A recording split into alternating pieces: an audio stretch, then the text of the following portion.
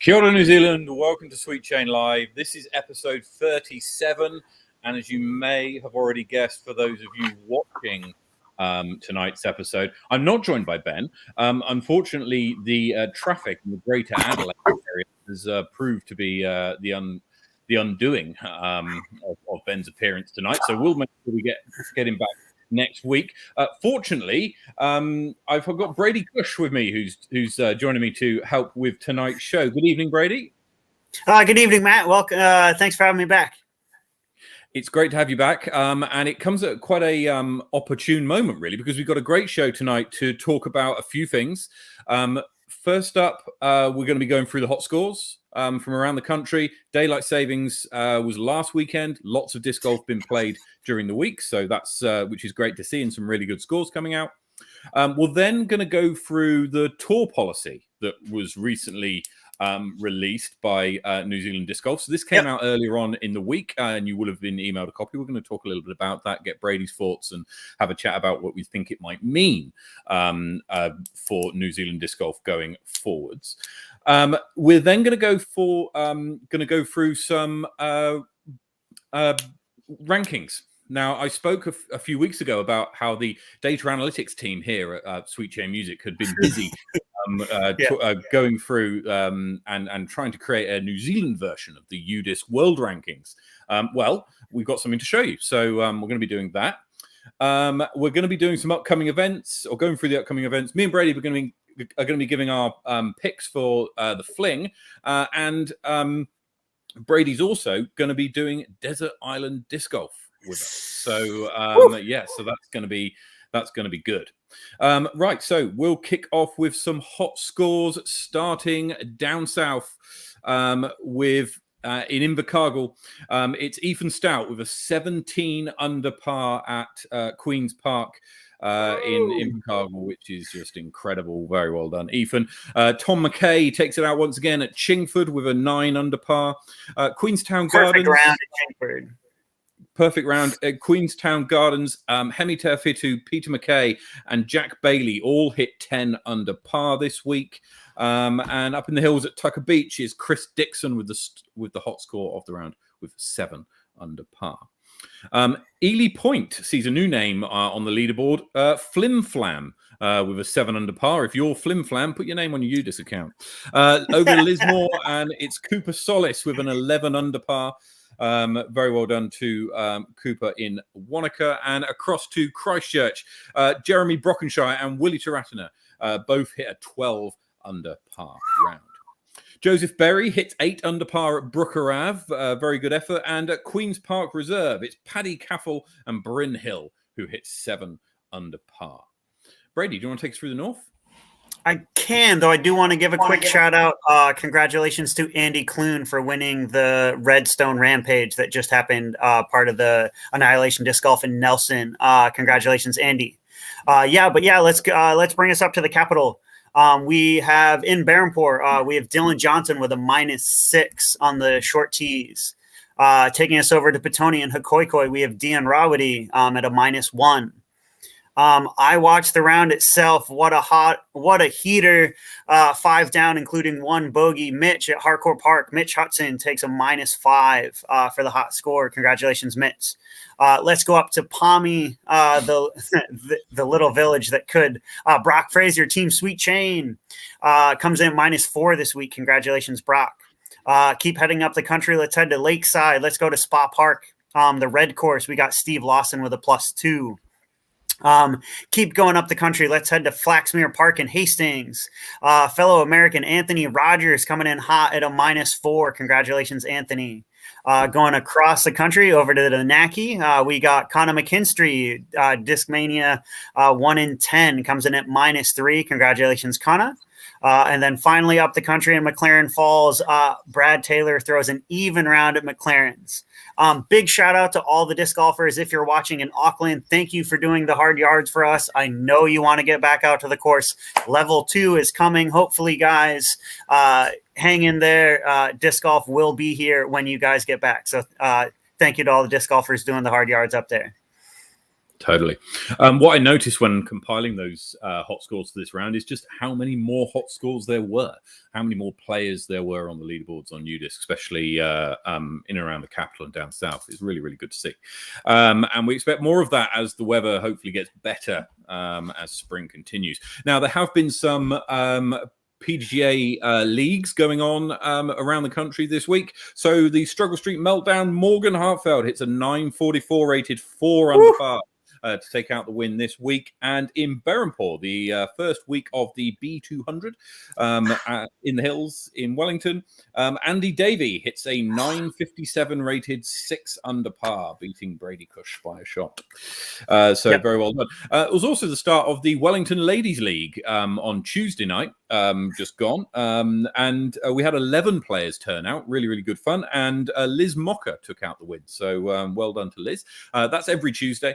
At Petone for now. We'll move around the city as the season progresses. So join the Wellington Ladies Disc Golf Facebook group if you want to know more about that. Yeah, and also big shout out to everyone in the capital who came out last weekend to Te Upako. That's where Mitch's hot round for Harcourt Park came from. We had 40 competitors, so we had 40 club members out there. Upper Hutt, congratulations to them, Team Upako. They won, so home field advantage secured. Congratulations and thanks everyone from the Greater Wellington Disc Golf Club who came out to join us on Saturday. Yeah, and that trophy, like, it's always been won by the home team, right? So Wellington won it when it was at Berhampore. City won. Lower Hutt won it. Timakaru won it when it was in Tony, and Upper Hutt just won it now in at Harcourt Park. So you'll be looking forward to the next leg, which is in Berhampore later on, probably early next year, I think. Yep, Jan probably. Yep. Right. Let's move on now. Now, earlier on this week, on when was it? The 28th. That was Tuesday. New Zealand Disc Golf emailed everybody and said, "Hey, there's a new tour policy that's been released." Now, I understand that this was sent out to a few people around the country prior to Tuesday to get thoughts and feedback before being released. And there's a Zoom call that's been arranged for the 6th of October, which is next Wednesday. I'd encourage you, the details are in the email. I did encourage you to join that Zoom call if you've got any questions. But before you sort of turn off from this, we're going to have a little chat and try and pick apart some of the things that we think are some of the key changes or the key not changes that have happened to the policy. So, Brady, where do you want to start? Oh, geez. Do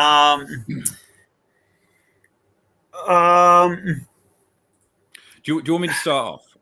Yeah, go ahead. There's a lot for me to pick out. So yeah, you can pick the first topic. Okay. The first thing that jumps out to me is, and I'll go through this in kind of the order of the policy, if you like, is point 1.2, where it talks about the differentiation between majors, regular tour events, and minors, and the number of points that are available for them. Now, I understand that this might have been legacy creeping in somewhat, and it certainly looks that way, with majors gaining 60 points, regular events 50, and minors 40. My issue with it is I think this was an opportunity to kind of say, these are our majors, and these are really important, and because they're really important, we're going to give way more points to them. And these are our minors, designed to attract people who are relatively new to the tour, and to dissuade perhaps people from people who might be tour veterans and up the top of the leaderboard from attending those events, leaving space in those minor events for less experienced players to come through, have the minor events be worth a lot fewer points. For me, the difference between a major and a minor is too close. Right, so 60 points for a major, 2/3 of those points you can get that in a minor. You know what I mean? And so I had a bit of a thing there. I thought they probably missed a trick here, and I'll use the Disc Golf Pro Tour as an example. The Silver Series, which you could see as the equivalent to the minors, if you like, is worth a quarter of the points that the Elite Series is. Which I think reflects some of the differences. Right, but I have to stop you there. So, like, the idea of majors at the moment because spoiler alert for those of you who don't know. Yeah. The national tour has come to an end. Mm-hmm. So the PDGA national tour in the United States has come to an end. Going forward, the professional side of the PDGA will be governed by the Disc Golf Pro Tour. So, because basically how it was run in the past was the idea that a major was run by the PDGA. So things like the USDGC, Worlds, the Memorial used to be, the Masters Cup, the Tim Skolinski Masters Championship, stuff like that, was all run by the PDGA. So there's your majors. And they came with the prestige and typically the payouts until the Pro Tour came along.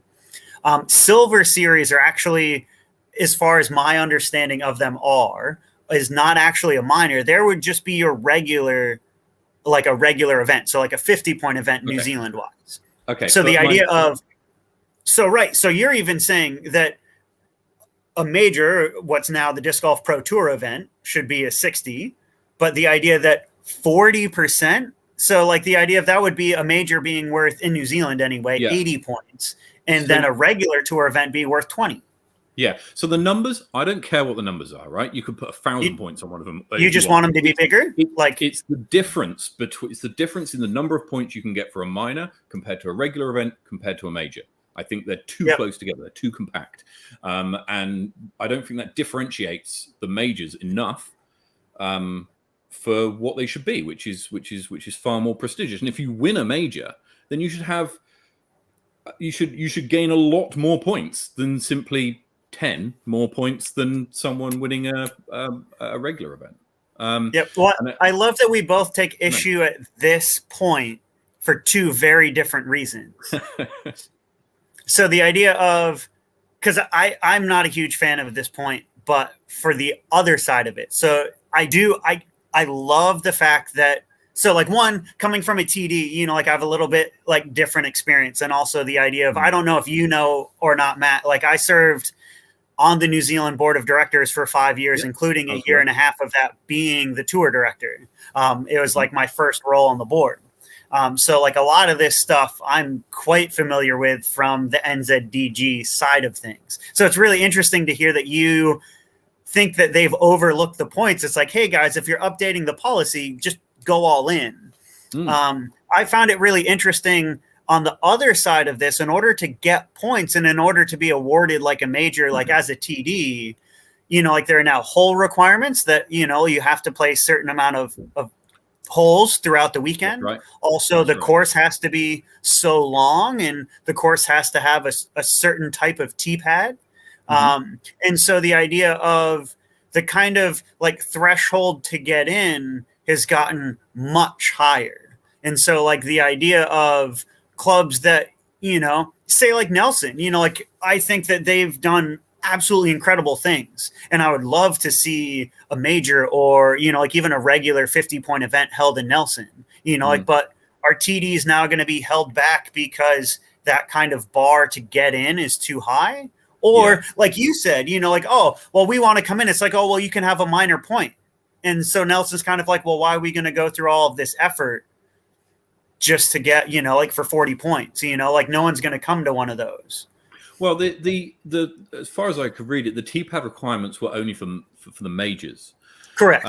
So with the idea being, I think to be fair, that it's a bit of a shame. It's going to rule places like Paradise out for running majors in the future, and it's going to rule a few other courses up and down the country out from running majors.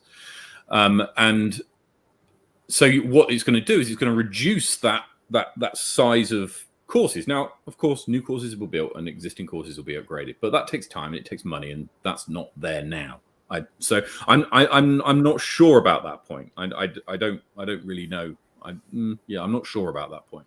Yeah.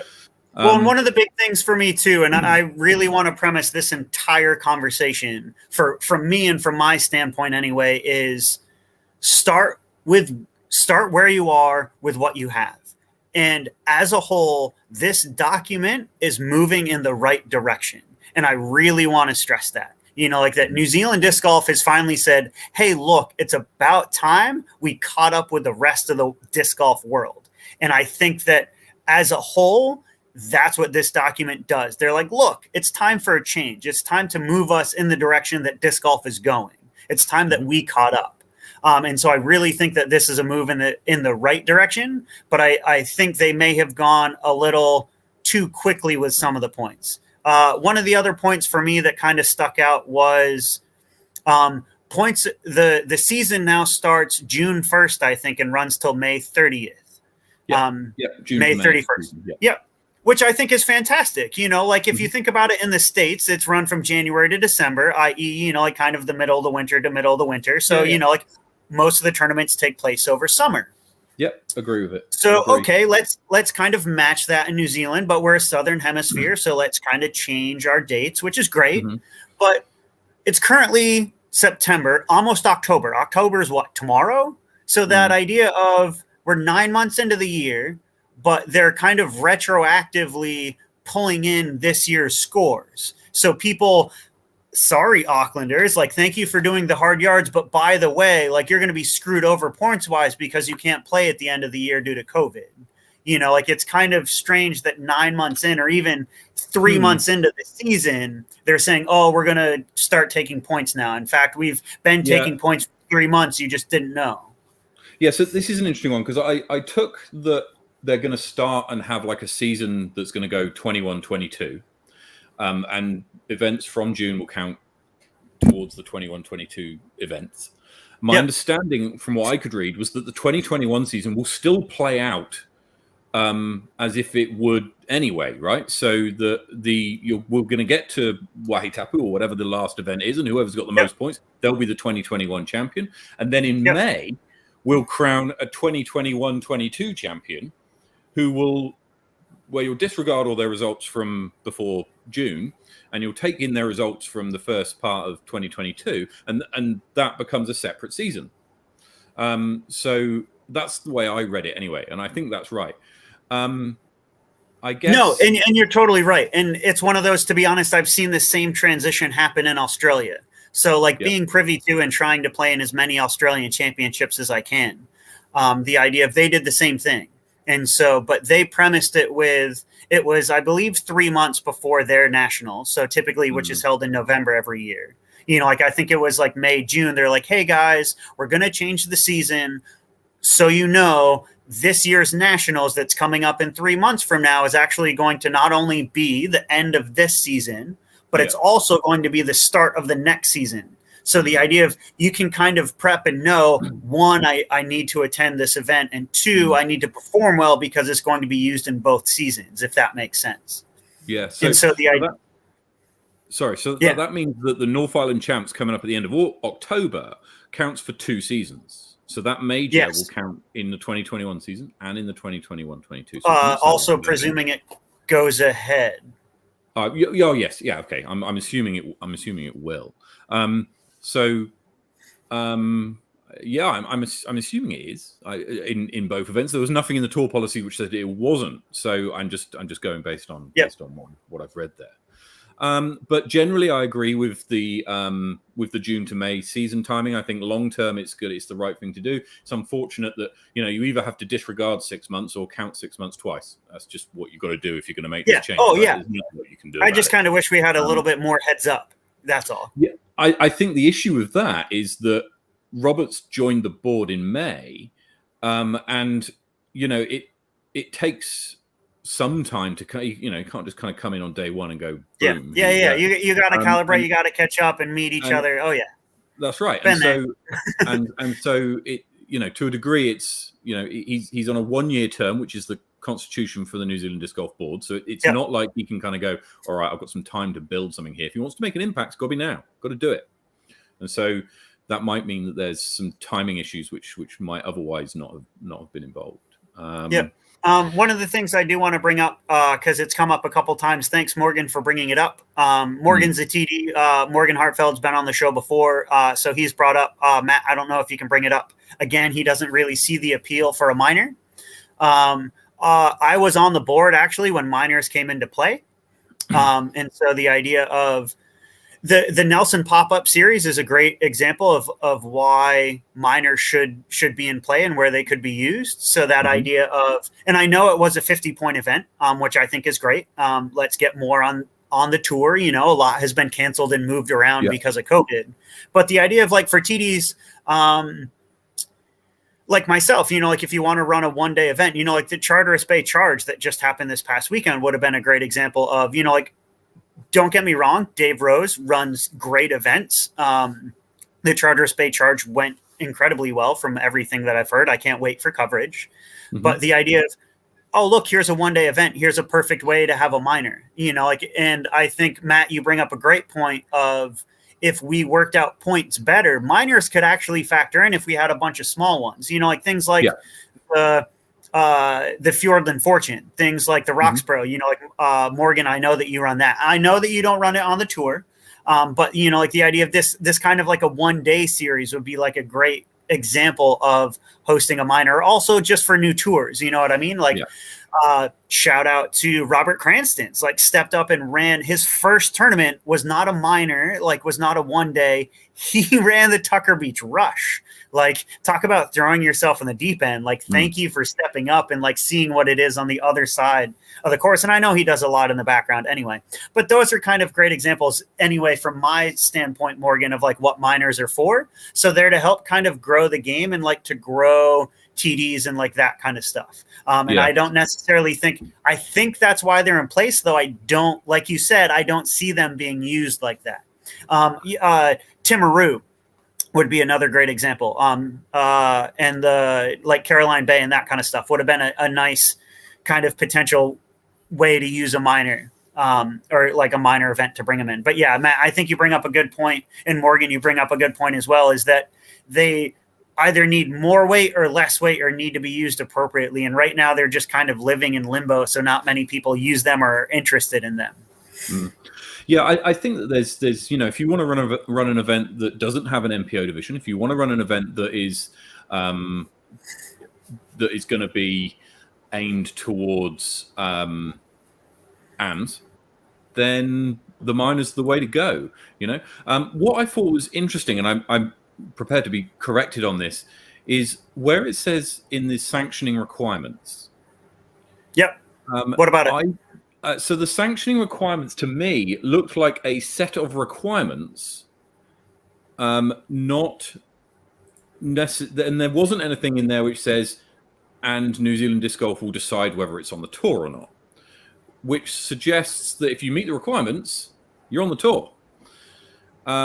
And there shouldn't be a reason why they should deny you entry to the tour, because there's not a thing which says we also will have a look just to check that it's not overloading or in the wrong part of the country, or that we don't want to just do it because it'll be, there is a minimum number of players for minors, I think, that has been introduced. Minimum 30 players required. I think if you wanted to, I would have expected the tour or New Zealand Disc Golf to have some kind of stopgate, if you like, in place to be able to regulate what events are made on reach the tour. But I 100% agree with that.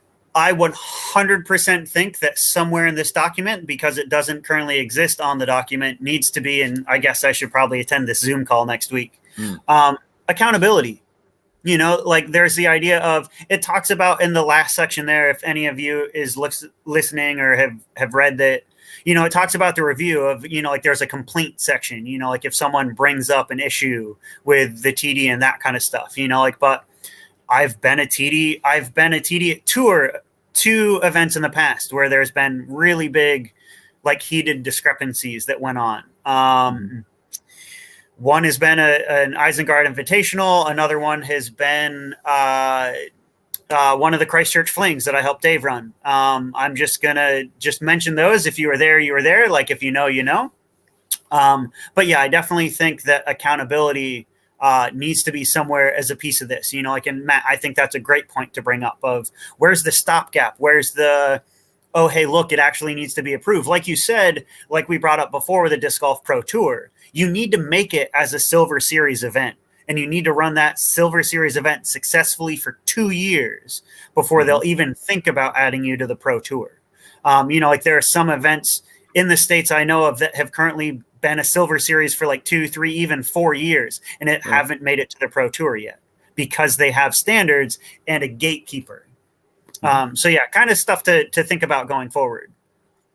Yeah, because how it is at the moment, I think with a few changes, Hosker would qualify as a minor, right? And 100%.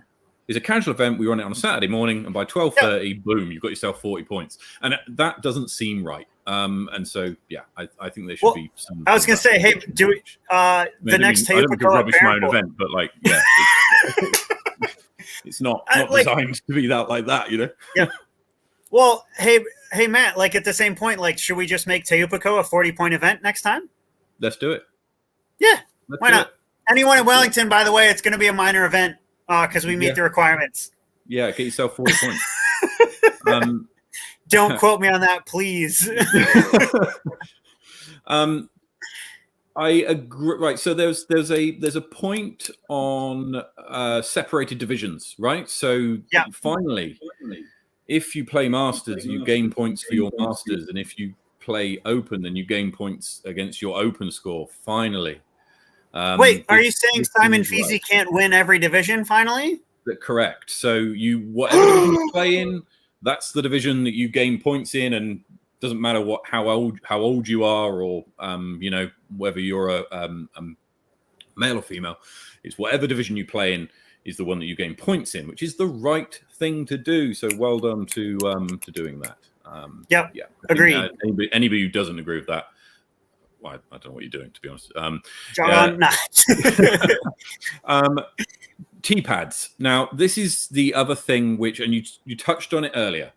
I'm going to go through what the event standards are, because they have put in event standards here, which is fair. People should have an expectation when turning up to a major event. That the facilities will be of a certain standard, and I think that's right. So let's just go through the major event standards on top of the previous points, which apply to all of them. Earthen, so grass and bare ground and gravel tee pads are not allowed for use at major events. So my issue with this is it tells you what you can't do rather than what you can do, right? So presumably, so concrete's fine. How about that kind of AstroTurf stuff that's at Inglewood? Presumably that's okay. What about that won't be? It's earthen. It's grass. It's grass. It's not real grass. It's not real grass. It's like it is Astro grass. No, it's real grass. It's grass mat. So it's little hexes. It's little hex mats that allows the grass to go through, but it doesn't get eaten up because the mat's in place. So Inglewood's out. What about the Tauranga is out? What about the mats that they use at the Fling, for example, where it's like a piece of carpet essentially? I mean, I presume that counts. It's not earthen.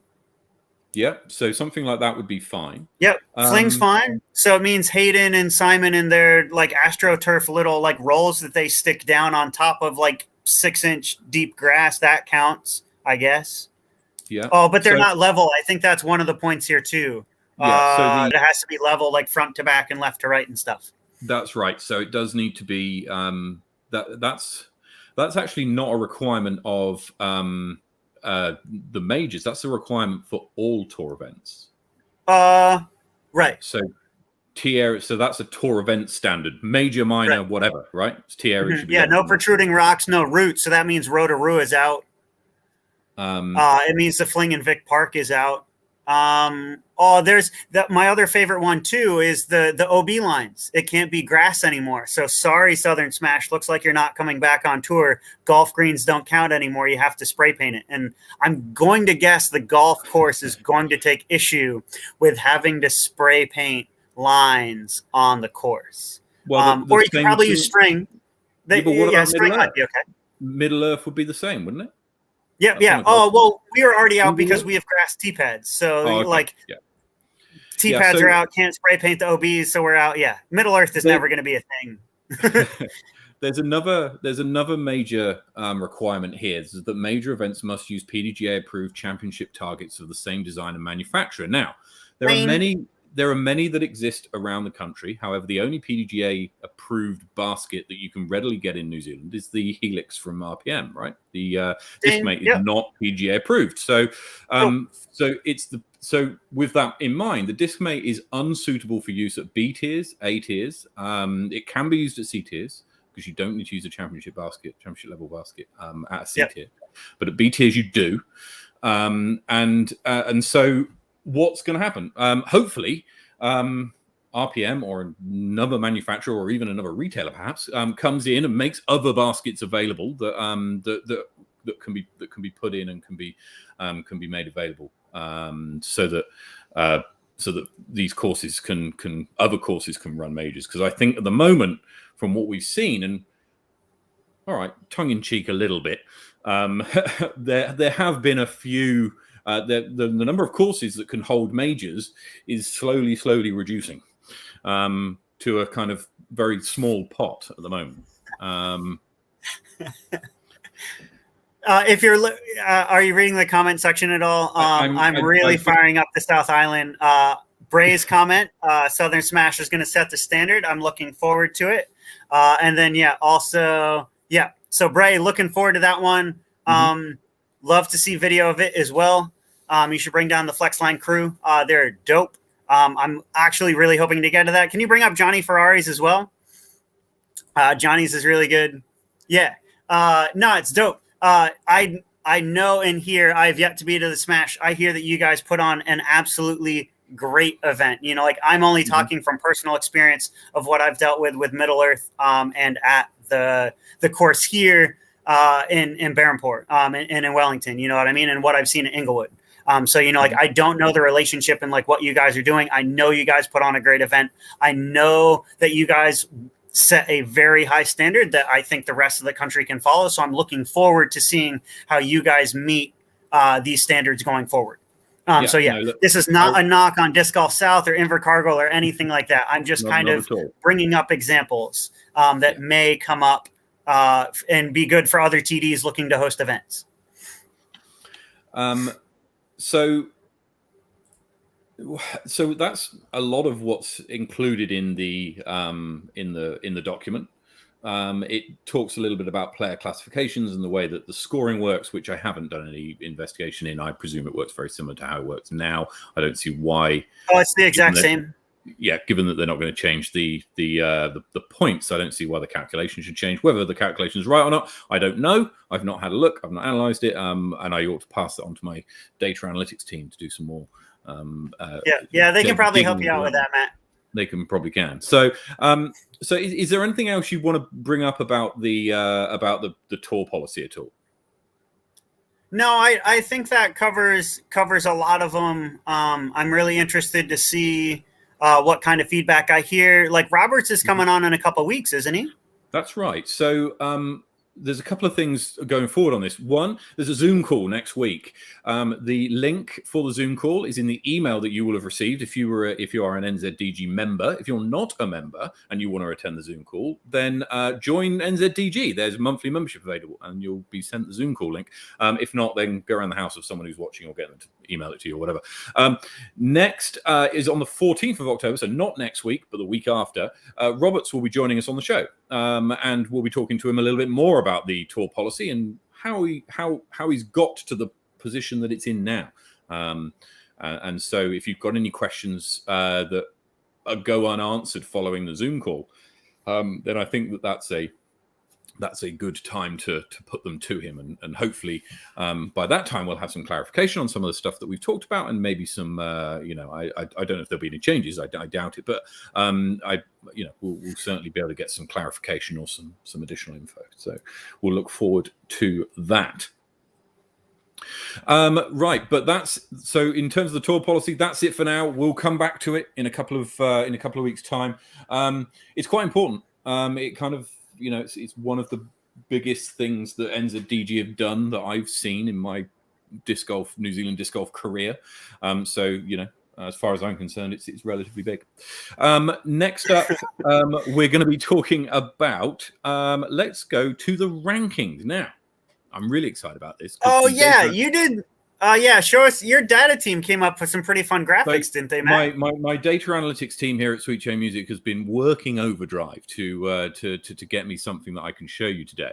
So, just to give you a little bit of a background to what we've been trying to do here, you may have noticed that about, I want to say June, July time, UDisc published their world rankings. Now, their world rankings are slightly different to the PDGA rating. It's not related to the PDGA rating, but it gives an up-to-date indication of who the best players in the world are at any one point, irrespective of the tournaments that they play in or against one another, right? So the idea that the Europeans are involved in the rankings, and you see many of the Estonian women who are in the top 10 in the FPO division, and there's one or two in the top 50 in the MPO division too. And the idea is that after each event, things change because players beat other players, etc. And it also helps to give some degree of prediction towards what's going to happen for a matchup, if you like, and works in a similar way to how chess rankings work. Now, if you don't know chess rankings, you start on 1500, and as you play different players and win or lose to them, depending on what their ranking is, yours goes up by an amount that's relative to how good the person is that you beat or lost to, right? So if you beat someone who's really good, your ranking will go up by heaps. If you lose to somebody who's only just worse than you, your ranking will go down by only a little bit. And this is based on that. Obviously, it's a many-to-many relationship with disc golf rather than a one-to-one matchup that you find in chess. So it's slightly different. But what UDisc very kindly did is they published to the world, and for free, the formulas about what it was. And the data analytics team here took the formulas, unpacked them all, and applied it to New Zealand disc golf. And were able to come up with some funky visualizations, which I'm going to show you shortly. A couple of things in terms of accuracy. The way that the US UDisc ones work, they achieve an accuracy rate of about 70, low 70%. Okay, in terms of their predictions of the top half finishes and the top 10. And actually, that's one thing I will say, Bray. Yeah, indeed. If I was going to say, nerd alert. If anybody is interested in wanting to know the algorithms and the mathematics that go into feeding the visualizations that we'll come to in a moment, if I get enough kind of take up and interest, then I may run a little Zoom call to run through it for people. If you're Can we so have inclined. Your data analytics team on the show? I shall have to ask the head of the data team to see if there's someone who could come along and represent. Yes, indeed. Okay, no, that'd be great. I think Bray would love that. Right. Let's see if we can. Let's see them. Where are the visuals? Show me these. Right, we're going to start with FPO. Okay. We're going to start with FPO. So what you can see on the screen now is, let's go all the way back. I was going to say, start at the beginning. Okay. Yeah, what you can see now is these are the dominance indexes is what they're called. The relative dominance of each player at a particular point in time compared to the rest of the players that are involved, right? So as you can see here, it's early 2019. Haley's overtaken Gemma. Liana's in there, and Liana will pop ahead of Gemma shortly. And then lots of other players are mingling about as well. Now, there's obviously a lower number of players to start with. I'll replay it. There's a lower number of players to start with than there is at the end. And that's because to start with, you have a smaller number of players with the number of eligible events in order to qualify for it, right? So if you play one event, you're not going to appear on the rankings. You need to have played a few events in order to appear on the rankings, so that your dominance index is relatively more accurate. Now, the accuracy that I'm getting on FPO is about 80%. What that means is that in the FPO field, for any one event, my algorithm will predict with an 80% accuracy who will finish in the top 10% of the field, who will win, and who will finish in the top half of the field, right? So with an 80% accuracy. So I think that's pretty good. For FPO, that's pretty good. And you can see there, that's the rankings currently as they are. So Haley's got a lead over Liana, over Gemma, and over Michelle. And then Team Sweet Chain's Liz Mocker in 5th there. And the length of those bars is their relative dominance to everybody else. So the number, how high that bar is in terms of numbers doesn't really matter. It's really how, which is why there isn't a scale. It's really how big it is in comparison to the other players. And every time there's an event, every time somebody places above somebody else or not, their rating, their dominance index changes to the rate of whoever they beat. Okay, so if going into a tournament, you beat the person who's got the highest dominance index, your rating will shoot up. It may not overtake them, but it's certainly going to get there. Okay. Now, well, let's point out that this graph started with 3 names. Yeah, right. This graph is now in FPO is at 20 names. It's quadrupled. It's nearly 7 times bigger. You talked yourself about the largest women's event held in Wellington for the women's global event. This is insane, and that's in what, 5 years? Yeah. So there's a little asterisk by that to say that I haven't included data from prior to 2016. So anybody who's in 2015, who played in 2015 or late 2014, won't and didn't play afterwards, won't be included in these rankings. And the reason for that is that I had to draw a line somewhere, and I might one day go back in time and we'll add in from, I don't know, whenever time started. But I had to draw a line somewhere, and 2016, 5 years ago, seemed like a reasonable place to start from, to give a fairly robust ranking right now, Well, and I guess for this graph, I'd love to point out, because I know that they're not going to be here in terms of dominance in play, but in dominance of attendance, I'd really like to shout out Jenny Joint, Robin Agnew, and Fiona Ming Menzies. The 3 of them have been stalwarts on this tour for years. I'm pretty sure Jenny Joint, her average is something like 9.7 events per year. She plays more tournaments than any other player in the country. So she may not be winning everything, but the idea that her smiling face is always out there on tour is fascinating. So big shout out to them too. So just because you're not on these ratings, there are other terms of dominance. That's a really good point, because what this doesn't do is it doesn't take into account winning margins, right? So it doesn't take into account the fact that, for example, Jasper won on a playoff last week at the Charge. And it doesn't take into account that, for example, Andy won by 8 strokes or whatever at Middle Earth. All it says is he won, and that's it, right? So it doesn't take into account the differences or the amount that somebody won over another person. It also doesn't take into account necessarily the number of events you've played, simply how well you placed in those events that you did play. And the third thing I'd say is that it's less of a reflection of what's happened in the past and more of a predictor of what's going to happen in the future. So with that in mind, it doesn't necessarily say this is the person who's the best. It says, given what we know from the past, this is the person with the algorithmic highest chance of winning in the future. Okay. Yeah. I was going to say, what does MPO look like then, Matt? Let's have a look at MPO, shall we? Let's go along to there. This is going to be so many colors. I've limited it to the top 20, but there's a lot of moving around. Okay. Right, we got that. Okay. Yeah. So do we need to trigger warning?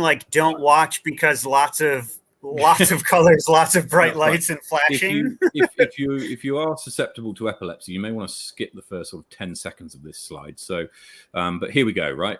So we start in 2016. who are the dominant players in 2016 in New Zealand? You can probably name them.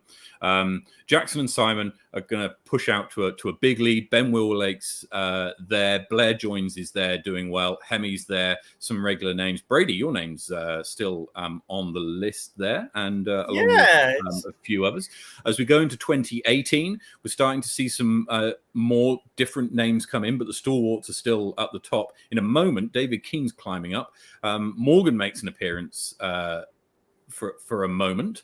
Jackson takes the lead. Simon takes it back. This is the end of COVID years. This is the end of 2020. And now we see Levi and the Stout brothers making an appearance. They've really come in, and you can see, and then someone else is going to come in and who the heck? Justin, just out of nowhere. Bam! That's right. So I'm gonna play this again from the beginning. There we go. And we can see how the rankings have changed as time has gone on. And so, yeah, there's some pretty regular names. As I said, if you played fewer than 4 tournaments in the previous 40, then you won't appear on the rankings, which is why some people who are at the top, and you'll notice it in a minute when Damian Peters just drops off, because at some point, probably pretty soon, he has played fewer than 4 events in. There he goes. He's played fewer than 4 events in the 40 prior to September of 2020, and so he dropped out of the rankings. Yeah, but you get the same thing for Justin Workman, is that he didn't compete in 4 events, and then when he finally hits his 4th, bam, comes in straight at the top. Totally. That's such a cool graphic. So I need this data analytics team like for my own stuff. Okay, so as you can see, currently in the country, Justin Workman's ranked number 1, shortly followed by Jackson Sullivan. Then there's a bit of a gap. Now, the gap here is relative to predicting whether they're going to win is actually quite a big gap. To Levi Stout in 3rd, then it's Simon and Ethan, Mikey Yu, Andy Davey, Conor McKinstry, and Andy Clune. Blair Joins is there. He's staying around, and a lot of that is down to how well he plays. And there's a few people on this list where I went, surely that person's not in that position. And then I look back at their results and go, do you know what they are? Because they finished like pretty high in this event and finished above a whole bunch of people. And so, yeah, that's what it is there. You can see Jasper van der Meer has climbed into the top 12, 13, based on his victory at the Charge. So what we need to do is then, how does this translate to what's coming up? Well, we may as well jump now into our... Yeah, I was going to say, should we predict the Fling? So wait a second. You don't have one of these little graphs for the Fling, do you? I don't have one for the Fling. But what we can do is we can work our way down the list and go, who's playing in the Fling? And therefore work out who might do well. Right? So... Brady, take us through your picks for the Fling. I might just play the MPO one again, just to keep people entertained whilst we're rabbiting. Oh, yeah, that's all right. So do you want to start with MPO then? Yep, start with MPO. Okay. Let's, like, in no particular order, I'll jump around a little bit with my predictions. Second place is going to be Levi Stout. His form is looking great after lockdown. He's been performing well all year. He's going to be 2nd. Let's go 3rd is Mikey Yu. I think he's still kind of like warming up. He normally comes hot late in the season. He won't be quite hot enough this time. 4th place. I'm going to go Luca LaBelle. He's coming off a good 2nd place performance in Nelson. He's going to have the distance for these courses. He typically performs well on longer courses. 5th place to Ashton Clark, Discmania 1 in 10. Shout out. I think he'll be doing well in his home course. And I think he'll be doing well from Chase Card. Big honorable mentions to Willie Tiratna, Mitch Hudson, and Zach Taylor, my other Discmania. I think they have a chance to be top 5 if they get in a hot round. But honestly, I got to say, top spot's going to Ethan Stout. He's coming back. He's hungry. He hasn't been playing much. If you've looked at any of the hot scores coming out of Queen's Park, he just hit his PB at 17 under par, which is dope. And I think it included an ace. I'm not sure. Ethan, correct me if I'm wrong. But yeah, Stout Brothers going 1-2, Ethan up top. Okay, so now the only difference I have from that top 5, there's 2 differences actually that I've got. One is I've got Johnny Ferrari in 5th place, so I think that his very close 2nd place in the charge is a good bit of form to take into the Fling. I've got Ashton Clark off the back of a 2nd place at Redstone Rampage coming in 4th. Mikey Yu in 3rd, and I've got Ethan coming in 2nd here, and I'm going for again a stout 1 and 2, but I'm going for Levi to take out the win on this. So and Morgan, I've just seen your comment. Let me come back to that. Now we're gonna go to FPO now. So I'll bring back the FPO rankings. But do you want to kick also, not to be discounted, I do want to point out there was a great battle with a 1-shot difference in the advanced division at the charge. I think that's going to be the same battle this year as well for the Fling. Between it was Jaden Watkinson and Sebastian Faulkner. So I think there's going to be a good battle in advanced as well. For the FPO, I don't think she's going to go down without a fight. I'm going to go with Ailish. She's going to take top spot for me this week.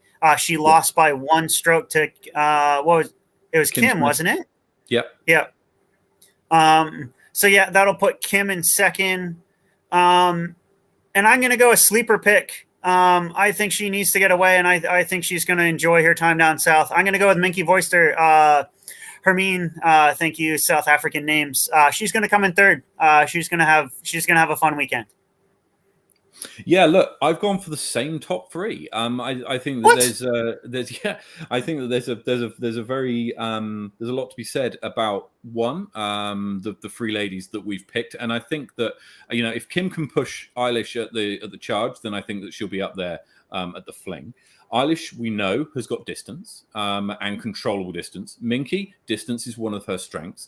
If she can keep that distance under control, then she could do very well here. And so yeah, I'm going for those 3 as well. So we shall see how they get on when the Fling occurs this weekend. You can follow all of the action from the Fling on the PDJ Live app. And website, and so you can follow all the hot scores, and you can laugh at me and Brady when we get all our picks completely wrong, probably, or hopefully not when we look at those over the weekend. And massive shout out.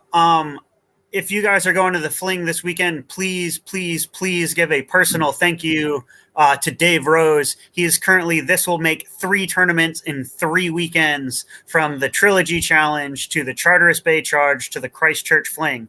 The Fling has 97 players over 2 courses. Arguably one of the largest tournaments, not necessarily player-wise, but event management-wise in New Zealand history. So big shout-out to Dave for this weekend. Good luck and have fun down there. Totally. Now, I said I'd come back to it. Morgan talks about New Zealand Tour Fantasy League. Now, one of the advantages that doing these calculations gives from the data analytics team, the data analytic team, is it gives you what's called a dominance index. Now, the dominance index, when compared between players, gives you a percentage chance that each player will win. Well, you don't have to go too far from that to then work out the odds that a player will win. So look out. It'll be launching hopefully in the new year. Sweet Chain Tipping will be making an appearance, which will be your opportunity to place bets on the New Zealand Disc Golf Tour events. Now, it won't be for money. It's not going to be gambling, all right? It's just going to be a bit of fun. You'll have $1,000 to be able to put on what you want, and I might put a disc up for the prize, but I'm not getting into the whole gambling thing, all right? So please spend your points responsibly. But you'll be able to pick winners. You'll be able to do a quinella and all of that kind of stuff. So if you're interested in the tour and you want to put a little bit more on it, and you want to kind of say, hey, Levi, you cost me 2,000 points, then, we'll be able to do that. So look out for Sweet Chain tipping, which will be coming in the new year. You heard it here, like mic drop, gentlemen. Episode 37, Sweet Chain Live. Yeah, Sweet Chain tipping is coming. So look out for that. It should be a bit of fun. It's designed to just be a bit of fun, essentially. There's a little bit of occasionally people get a shout out on here if they do if they do that. Brady taking side bets. It calculates odds, right? It calculates odds. So if you wanted to put a bet on it, then I'd give you 5-1 on Levi to take it out this weekend. That means my $20 bet on Ethan when he takes it out at 7-1 is going to pay me more. It will. Yeah. And if it doesn't, then the house always wins. But anyway, look. So keep an eye out for that Sweet Chain tipping. It will be coming soon. I'll be probably, depending on how well it goes and how quickly A, the data analytics team, and B, our app development team can work together to produce this. Then it'll hopefully be coming out in the new year. Ready for January. Can't wait. Meanwhile, we'll keep you updated each time there's an event.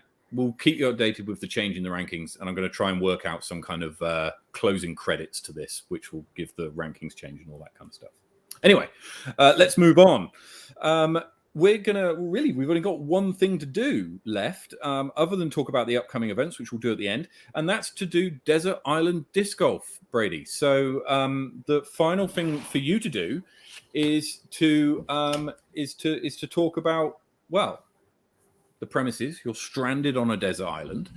There is a disc golf course on this desert island, fortunately, and you've got free discs and free card mates. What are you throwing? Well, hold on first. Like, if we're going, I gotta be representing right if I'm gonna be out on this desert island here. Let's see. Might as well start with discs. Disc sounds like a good place to start. You could kind of start with the, with a tilt maybe. Is it going to be windy? Probably not windy enough. How about one of one, a Glow Buzz signed by Paul Macbeth? One of 250. Nah. I mean, you could go other ways, maybe I just want to see my face more because I'm not stranded on a desert island or anything. Right, so throw my own butt. We're not flexing our disc collection here. I just want to. Okay, fine. Okay, we'll start with the educational piece, but there we are. Oh no, sorry, wrong one. Let's go driver. We're gonna go with the EXO Enigma. So Discmania Distance Driver. It goes far. I love it. Shout out to Robert Cranston's for helping me diet. So there's number one. For people who might not have thrown it? I mean, it's kind of like a nuke. It's a 12.5 minus 1.2. So it's pretty flippy, but still pretty kind of stable at the end. So it's not too bad. I use it for controlled hyzer flips. Typically out in the 110 to 120 meter range. So it's pretty much my distance go-to. I throw it off most tees at Berhampore. Mm-hmm. For my second disc, oh wait, no, sorry, not that one. Let's go with a Tactic. Just nice, solid. It's soft, super grippy. This one's beaten and pretty straight now. If I'm not throwing the Enigma off the tee, I'm typically throwing a Tactic. I use the Tactic on all my upshots. It's very similar to a Discraft Zone or to a West Side Harp. And then for my putter, because, I love throwing putters. Tactic's technically a putter. I would throw sorry, not that one. Let's go with the Logic. Logic it's nice, rounded. It has no bead. It's a little bit deep, but it still has enough stability. I've never been more confident putting in circle 2 with this. I pretty much hit cage anywhere inside 20 meters now, which is great. It throws very much like a Luna. or like an AVR if you're an Innova player. So yeah, those would be my 3 discs. So it would be the Enigma, the Tactic, and a Logic. Excellent. And who are you playing with?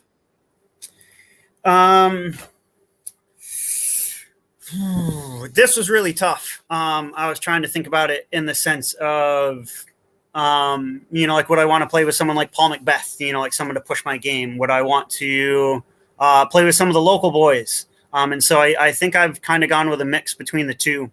Mm-hmm. I'd really love to play with Bradley Williams.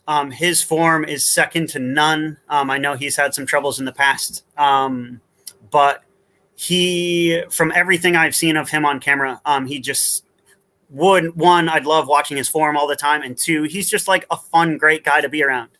So watching him on coverage. So Bradley Williams, number 1. Number 2, keeping on that fun. Let's go with Kona Panis. I'm a really great fan of her play. She has great work ethic. I also love the fun that she has on the course. So the idea of just being able to go out there, seeing her hungry, seeing her playful, seeing her come up with great shots, I think would be great. So she'd be number 2.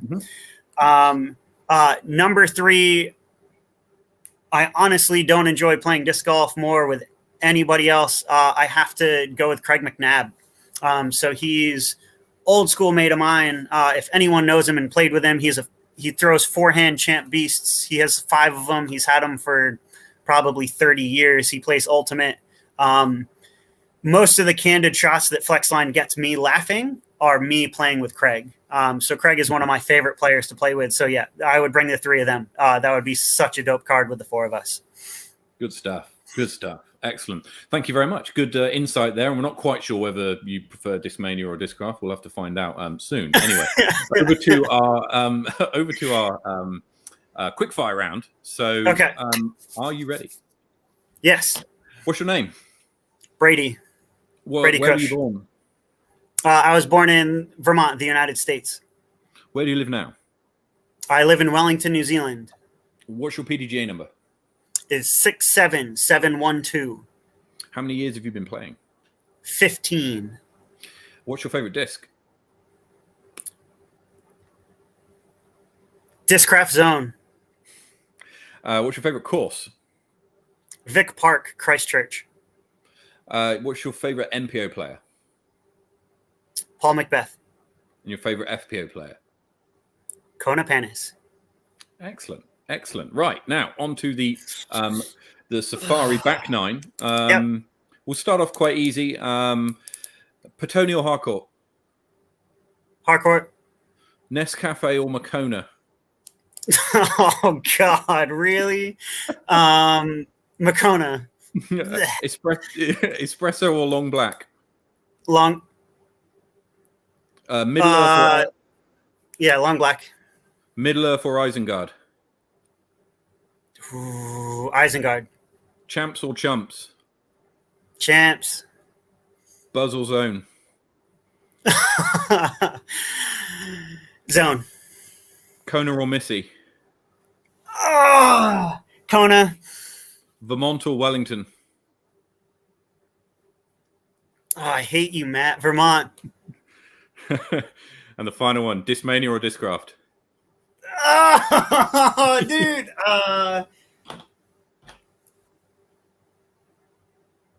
Discraft. There it is. Good stuff. No, thank you very much for that, Brady. That was very entertaining. Very entertaining. We know you a little bit more now. Anyway, next up, we are going to just quickly go over to the upcoming events. If I can find where I've put them. Maybe I can't.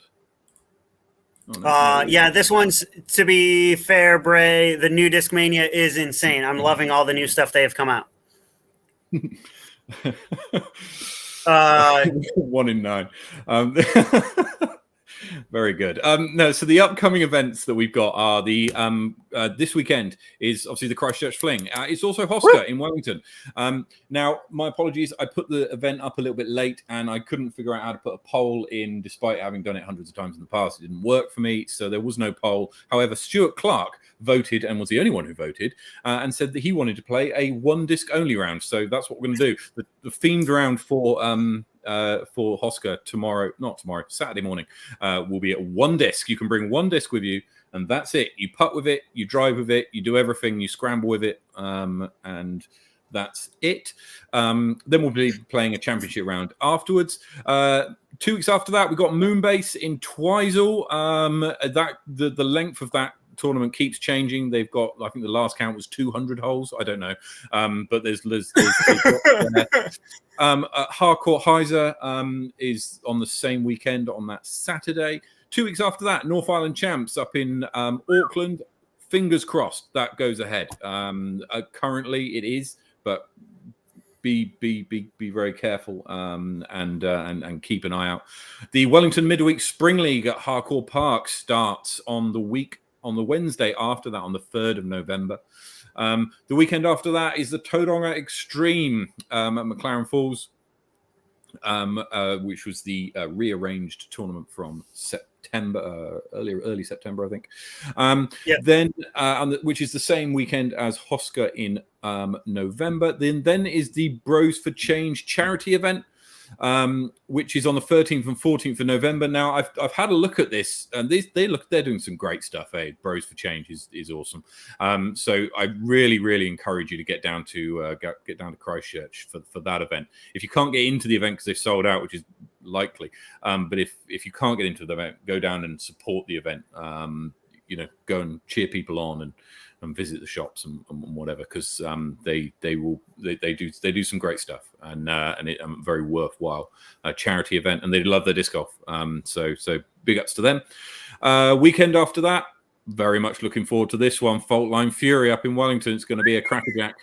And then the weekend after that is the Wahitapu, including a warm-up event on the Thursday. Yeah. There's a C tier, I think the Friday before. Yep. Yeah. And then finally, Match Play at Inglewood, which we've heard nothing about, at least I haven't, which is on the 4th of December. Presumably Match Play doesn't have a place on the tour in the new tour standards. Don't know. We'll find out. We'll have to ask. Well, it wasn't listed as one of the major events. It just had North Island Champs, South Island Champs, and National. So the future of Match Play, this might be the last Match Play for New Zealand disc golf. Who knows? And Inglewood's a great place to play it. So if you want to get involved, there are lots of holes at Inglewood that can go in lots of different ways. That's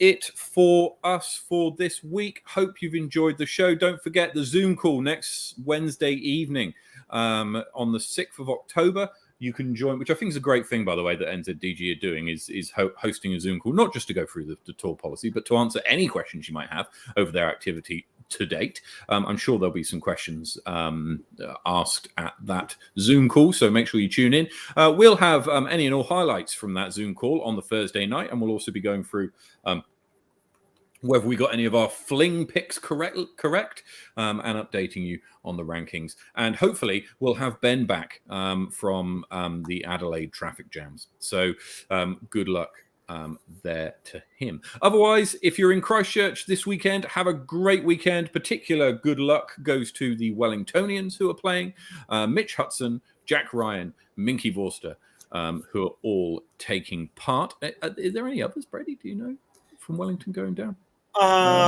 Very best of luck. No, not that I know of. I mean, I have to shout out too, if you don't mind, my Discmania 1 in 10 mates. So like Ashton, Isaac, Sebastian, Zach, Mitch, Willie T, all you boys down there, do some work, have some fun this weekend. Excellent. Thank you so much, Brady, for joining us and for stepping in at the last minute. And we shall see you hopefully in a few weeks' time. I'm sure we'll have you back on the show at some point. And to everybody who's watching and listening, thank you so much. See you next week. Stay safe. Catch ya.